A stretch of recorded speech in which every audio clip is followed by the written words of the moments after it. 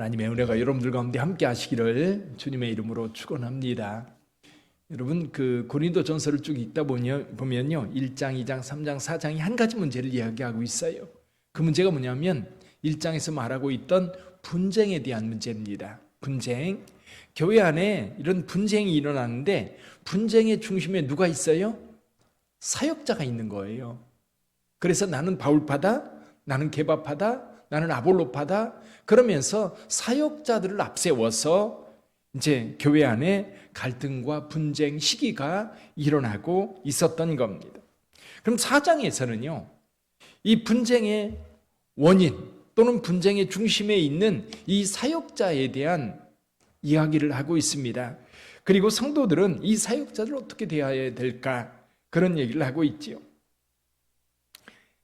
이 결론부터 말씀드리자면 사역자들 가지고 장난치지 말라 이 얘기입니다.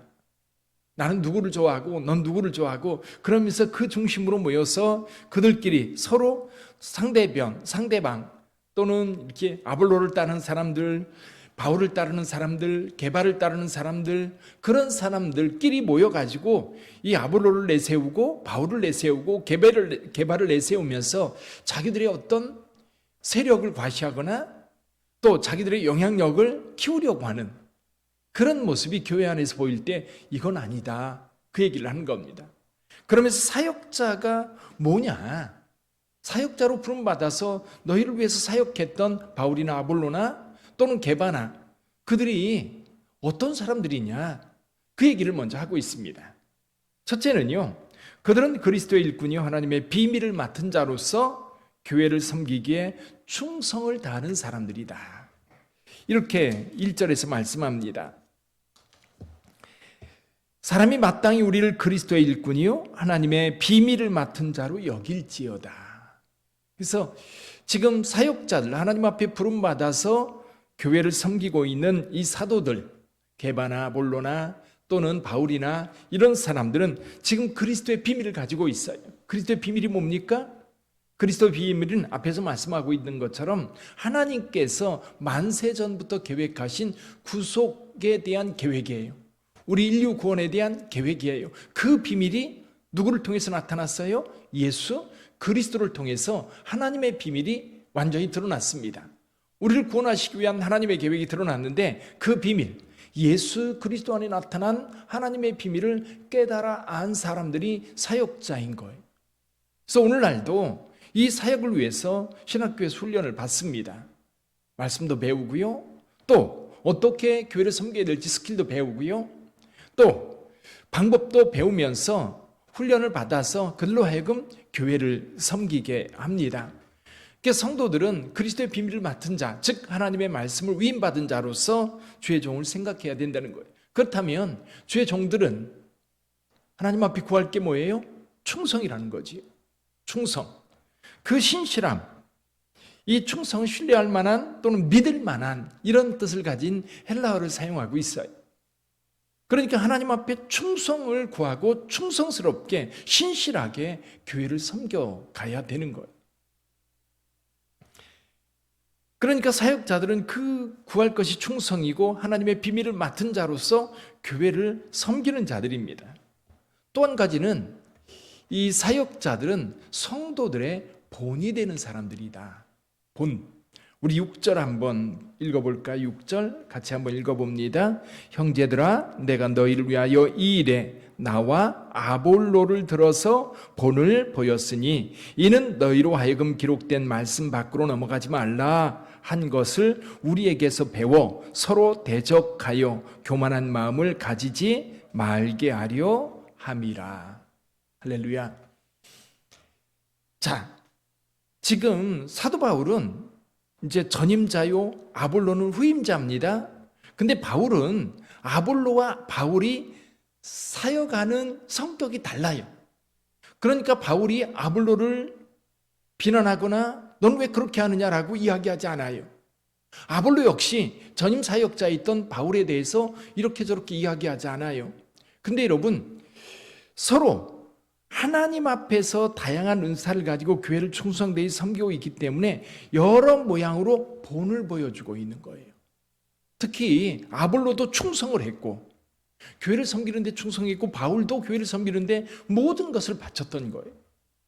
그러면 그 섬김의 자세를 누가 본받아야 돼요? 성도들이 본받아야 되는 거예요. 하나님께서 먼저 믿는, 그러니까 주의 종들을 세워서 신앙생활을 어떻게 하는지 말씀으로 가르치고 본으로 가르쳐 주어서 그 영적 성장을 이루어서 하나님 앞에 성숙한 믿음의 사람으로 세우고자 하는 것이 하나님의 뜻인 겁니다. 사역자들이 지금 가서 그렇게 사역을 하고 있는 거예요.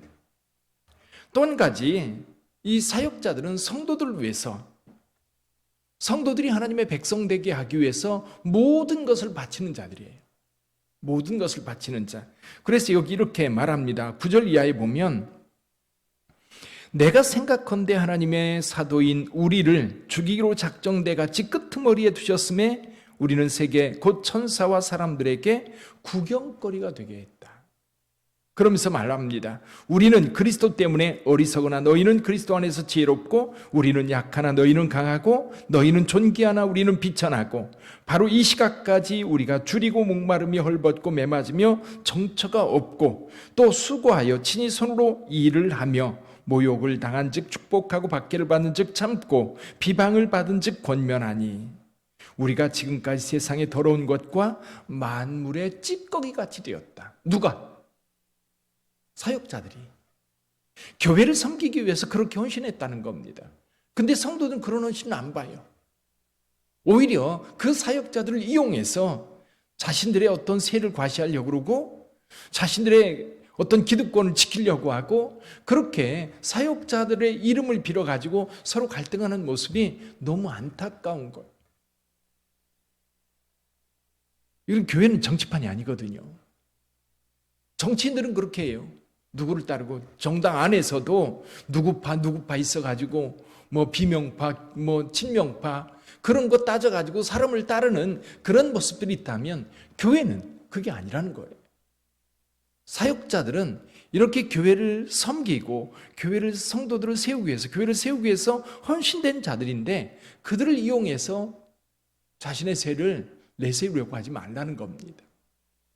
자, 그렇다면 이렇게 사역자들이 교회 안에서 이제 충성되게 하나님의 말씀을 하나님의 비밀을 가진 자로서 교회를 섬기고 본을 보이고 그리고 만물이 찌꺼기같이 그런 모습으로 성도들을 세우기 위해서 헌신했다면 그렇다면 성도들은 어떻게 해야 돼요?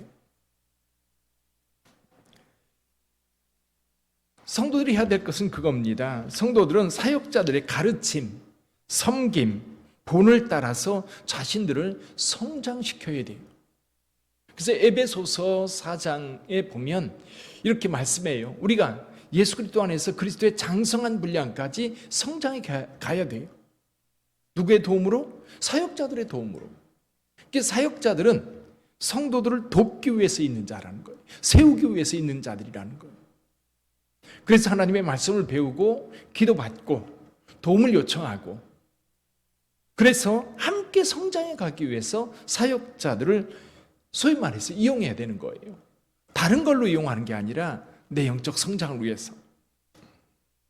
그래서 가르침을 받고 본받고 그리고 저들의 섬김을 통해서 그 섬김을 보고 나도 그렇게 교회를 섬겨가는 겁니다. 이게 교회 안에서 이루어질 좋은 모습인 거예요. 또 한 가지는 성도들이 기억해야 될 것이 그거예요.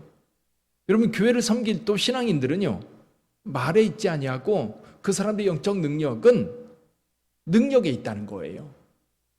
어떤 결과로 나타나야 된다는 거지요. 말만 하는 성도는 아무 의미가 없는 거예요. 우스갯소리를 그런 얘기 하잖아요. 천국에 가면 다 몸만 와 있어요? 입만 와 있대요. 왜? 교회에서 입으로는 정말 잘 섬기는데 실제로 하는 게 하나도 없는 그런 모습들. 그래서 여러분 우리가 신앙생활을 하면서 입으로 신앙생활하는 게 아니라 섬김으로 신앙생활해야 됩니다. 사실은 신앙생활하면서 예수를 바라보면서 저와 여러분들이 제일 먼저 구할 것은 인격의 변화예요. 사람이 달라져야 돼요. 우리는 세상을 살면서 그러잖아요. 사람은 안 바뀐다고. 근데 예수 안에서 바뀌어야 되는 거예요. 성령 안에서 바뀌어야 되는 거예요.